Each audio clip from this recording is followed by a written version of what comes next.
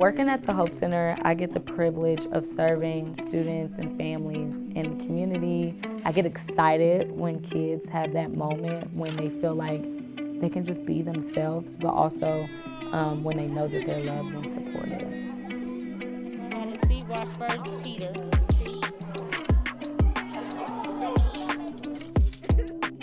I was introduced to Kids Across America in 2014.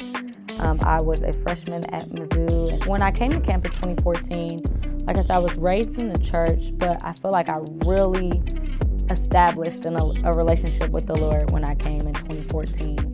My mom was diagnosed with cancer when I was about 8 years old. And me and my mom, that was my girl. So 2016 was a year for the books. And my friends took me on a birthday trip to St. Louis. And when we got back from St. Louis, I had a text message that said, "Hey, I'm sorry for your loss." So I naturally assumed that it was my mom, but it turned out it was my 19-year-old brother. He had a blood clot that traveled to his heart. And then my mom wasn't as strong enough to handle it. It turned out that her cancer was a lot worse than we even knew. And 3 months later, she had a heart attack and her heart failed. And she also passed away. And we buried them literally 3 months apart.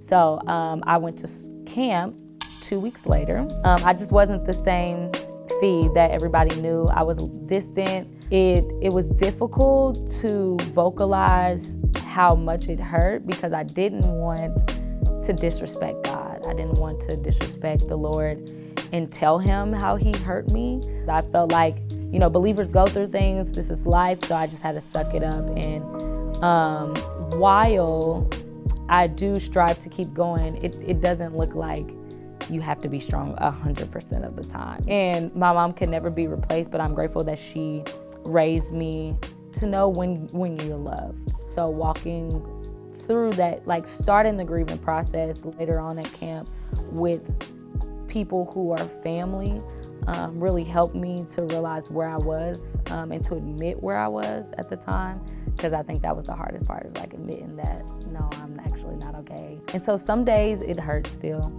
It feels very raw, it feels very new. But they don't last as days, they more so last now as moments. Did you get Casey's information?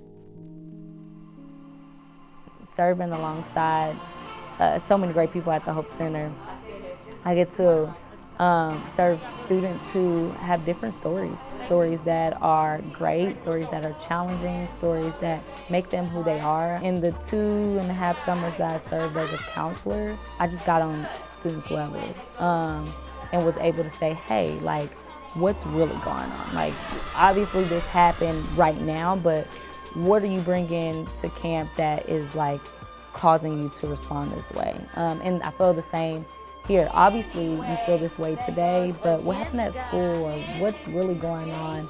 I just want kids to know that they are people just like we are. And even if they're going through things, that they still can experience love in a way that's honoring them and who they are in Christ. So